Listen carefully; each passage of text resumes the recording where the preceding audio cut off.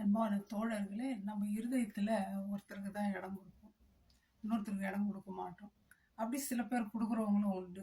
அப்படி கொடுத்து நிறைய குடும்பங்கள் என்ன பண்ணியிருக்கு, டிவைடாக இருக்குது, சண்டையாக இருக்குது, டிவோர்ஸ் ஆகிருக்கு, கொலையாக இருக்குது, நிறைய இன்சிடென்ட்ஸ் ஹேப்பன் ஆகிருக்கு. நான் ஏன் இதை பற்றி பேசுகிறேன்னா, சுத்தமான இருதயத்தோடு இருந்தால் தான் தேவனுடைய ஆவி என்ன பண்ணும், நமக்குள்ளே இருக்கும். அதை தாங்க வேதத்தில் தானியேல் சிறைப்பட்டு பாபிலோனுக்கு கொண்டு போகப்படுறார். எல்லாருக்கும் ராஜா சாப்பாடுனா லேசா, நம்ம சாப்பிட்ற சாப்பாடோட 10 வகை 100 வகை சாப்பாடு இருக்கும்.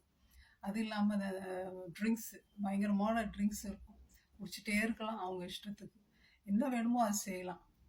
அப்படியான வகையான விருந்து தான் தானியலுக்கு கொடுப்போம்னு சொல்கிறாங்க. ஆனால் தானியலும் அவருடைய நண்பர்களும் என்ன சொல்கிறாங்க தெரியுங்களா, அதெல்லாம் எங்களுக்கு வேண்டாம்ப்பா. யாராவது அப்படி சொல்லுவாங்களா? எப்படா போய் சாப்பிடலாம் பிரியாணின்னு இருக்கும் நமக்கெல்லாம். அப்போது ஏன் அப்படி சொல்லணும் அவர்? அது நான் உன்னுடைய சாப்பாடு சாப்பிட்டு உன்னோடு இருக்கும் பொழுது உனக்கு அடிமை, உன்னுடைய ரிலேஷனில் தான் நான் இருப்பேன். ஆனால் என்னுடைய ரிலேஷன் உன்னோடு இல்லை. என்னுடைய ரிலேஷன் ஆண்டவரோடு இருக்குது. பரிசுத்தமான தேவன் அவர். இந்த குடி பழக்கத்துலேருந்து நான் குடிச்சிட்டு இருந்தேன்னா என் தேவனை நினைக்க முடியாது. நான் பாவத்துக்கு அடிமையாயிடுவேன், கட்டுண்டப்படுவேன். 24 மணி நேரம் குடிச்சிட்டு இருப்பேன். நான் என்னுடைய இருதயம் என்னுடைய உடம்பு தேவனுக்குரியது, இது எனக்குரியது இல்லை. இனி வாழ்றது நான் அல்ல, அவர் வாழ்ந்துட்டு இருக்கிறாரு. அவர் இஷ்டமாக தான் நான் நடக்கணும். வெறுத்தார். வெறுத்துட்டு என்ன சாப்பிட்டார்? பருப்பு வகையும் காய் வகைகளை தான் சாப்பிட்டார். அவருடைய மூஞ்சி எப்படி இருந்துச்சு? டல்லாவாக இருந்துச்சு, சோத்துக்கு காஞ்ச மாதிரியா இருந்துச்சு, பளிச்சுன்னு இருந்துச்சு 10 நாளைக்கு இல்லை.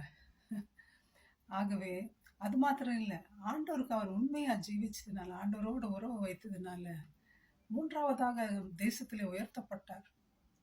அது மாத்திரம் இல்லைங்க, யோசேப்பு போத்திபார் மனைவியோடு நான் படுக்க மாட்டேன்னு சொல்லி ஓடினார். பாவத்தை வெறுத்து ஓடினார். ஏன்? இயேசு கிறிஸ்து வாழ்றார். நான் பாவத்தில் ஈடுபடனா இயேசு கிறிஸ்து என்னோட இருக்க மாட்டார், அவர் போயிடுவார் என்னை விட்டு. எனக்கு அவர் தான் வேணும். உன்னுடைய இன்பமோ, உன்னுடைய உலகத்து பணமோ, செல்வமோ எதுவும் வேண்டாம். அதனால தாங்க அவர் 2ஆவதாக உயர்த்தப்பட்டார் அந்த நாட்டில்.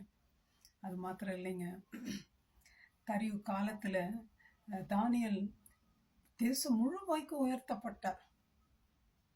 ஆண்டவரோடு நம்ம வாழ்கிறோமா? நம்முடைய வாழ்க்கை எப்படி இருக்கு? நம்முடைய வாழ்க்கை யாரோடு வாழ்ந்துட்டு இருக்கிறோங்க? யோசித்து பார்ப்போம். தேவன் சொல்றார், நீங்களே ஆலயம். இந்த ஆலயத்தில் அவரை நம்ம கூப்பிடுவோம், அவரோடு வாழ்வோம், அவருக்காக காத்திருப்போம். அவர் நம்மை உயர்த்துவார், நம்மை ஆசீர்வதிப்பார், அதில் டவுட்டே இல்லைங்க.